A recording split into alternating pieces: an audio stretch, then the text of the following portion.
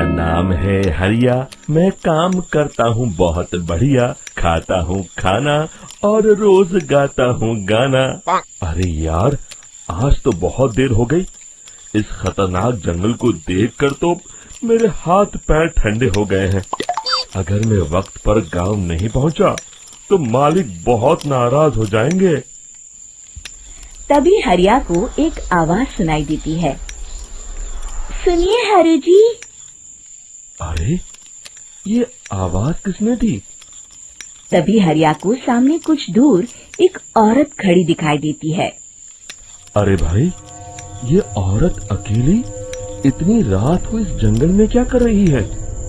चलकर पूछना पड़ेगा। फिर हरिया अपनी बैलगाड़ी उस औरत के सामने लाकर रोक देता है और उससे पूछता है।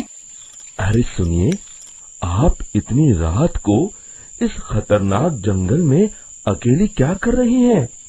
तभी वो औरत मीठी आवाज में कहती है। अरे हरु जी, आप आ गए। मैं कब से आपका इंतजार कर रही थी। वैसे तो यहाँ से काफी लोग गुजर चुके हैं, लेकिन मैं खास आपका इंतजार कर रही थी। अच्छा, तुम सच कह रही हो? मुझे तो यकीन नहीं हो रहा है। वो क्या है ना, आज तक किसी ने मुझसे इतने प्यार से बात नहीं की। हाँ हरु जी, मैं सच कह रही हूँ। अब देर मत करिए और जल्दी से मुझे मेरे घर तक छोड़ दीजिए। हाँ, कौन सी बड़ी बात है, अभी छोड़ देता हूँ। आप मेरे पीछे बैलगाड़ी में बैठ जाइए और मुझे रास्ता बताते चलिए। फिर वो औरत हरिया की बैलगाड़ी में बैठ जाती है और हरिया बैलगाड़ी हाँकता हुआ आगे चल पड़ता है। फिर उस औरत के बताए हुए रास्ते पर चलते चलते हरिया बैलगाड़ी लेकर एक काली गुफा के आगे आकर रुक जाता है। हरिया उस औरत से पूछता है। देवी जी, आपका घर कहाँ है? यहाँ तो एक गुफा के अलावा और कुछ नहीं है। तभी अचानक वो औरत हवा में उड़ने लगती है। देखते ही देखते उसका सुंदर रूप एक डरावनी चुड़ैल में बदल जाता है और वो जोर जोर से हंसती है। अरे तू तो एक नंबर का बेवकूफ निकला। तू तो बड़ी आसानी से मेरी बातों में आ गया। अरे मर गया रे, ये तो एक चुड़ैल है। हे भगवान बचा ले, ये तो बड़ी डरावनी दिखाई दे रही है। और फिर अगले ही पल हरिया की बैलगाड़ी में रखा सारा सामान हवा में उड़ता हुआ उस काली गुफा के अंदर चला जाता है और वो चुड़ैल भी उस गुफा के अंदर जाकर कहीं गायब हो जाती है। हरिया ये नजारा देख बुरी तरह घबरा और परेशान हो जाता है। अरे, ये चुड़ैल तो मेरा सारा सामान लेकर गुफा में गायब हो गई। अब क्या होगा?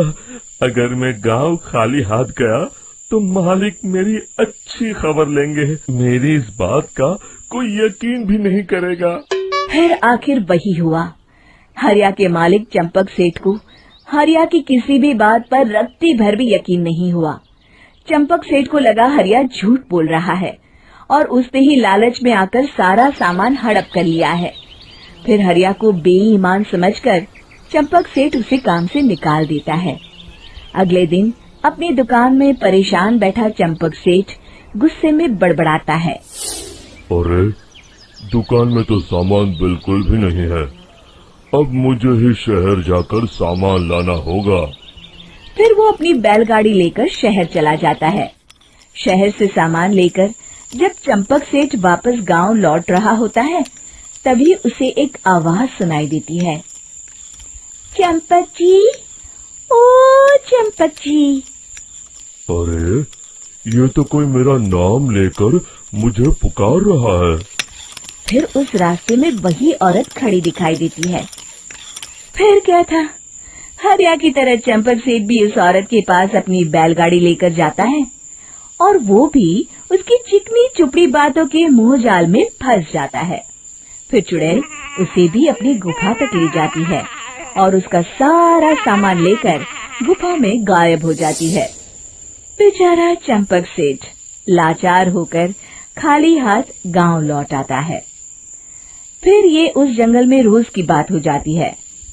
जो कोई भी शहर से कुछ लेकर गांव की तरफ लौटता, वो चुड़ैल उसे बेवकूफ बनाकर उसका सारा सामान लेकर गुफा में गायब हो जाती। एक दिन हरिया एक लकड़हारे को उसी जंगल की तरफ जाते हुए देखता है। फिर हरिया उसे रोकते हुए कहता है, अरे भाई, क्यों अपनी मौत को दावत दे रहे हो? मेरी बात मानो, आगे जंगल में मत जाओ, वहाँ एक बड़ी भयानक चुड़ैल रहती है। लकड़हारा हरिया की बातों को नजरअंदाज करते हुए कहता है, अरे भाई, मुझे पहले ही बहुत देर हो चुकी है, मुझे जाने दो भाई। शाम तक लकड़ियाँ काट कर शहर के बाजार में बेचना है। तुम अपनी ये कहानी किसी फुर्सत में बैठे इंसान को सुनाओ, मैं तो चला। इतना कहकर लकड़हारा वहाँ से आगे जंगल की तरफ चला जाता है। फिर अगले दिन गांव के मुखिया के घर के बाहर बहुत सारे लोग जमा हो जाते हैं। तभी हाथ में कुल्हाड़ी लिए खड़ा लकड़हारा कहता है, अरे मुखिया जी, अब आप ही हमें बचाइए उस जंगल वाली चुड़ैल से।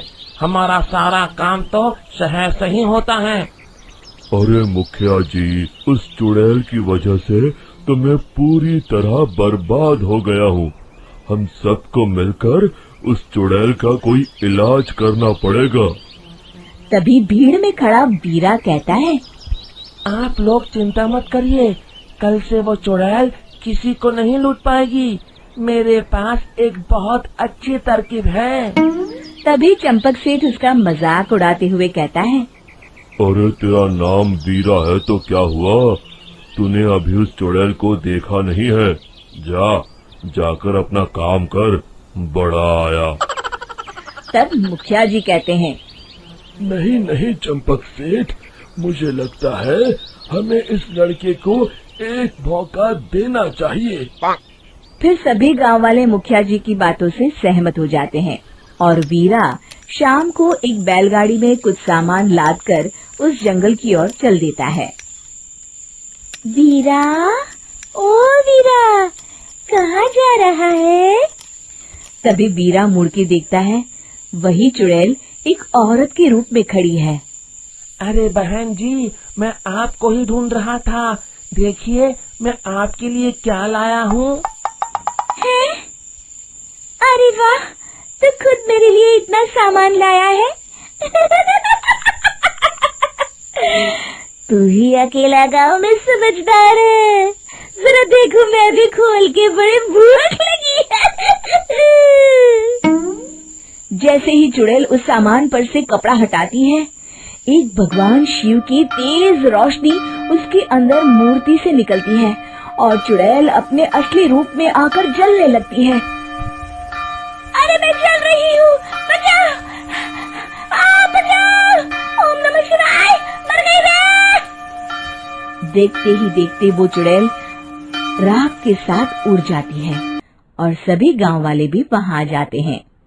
शिक्षा बुराई पे सदा अच्छाई की ही जीत होती है।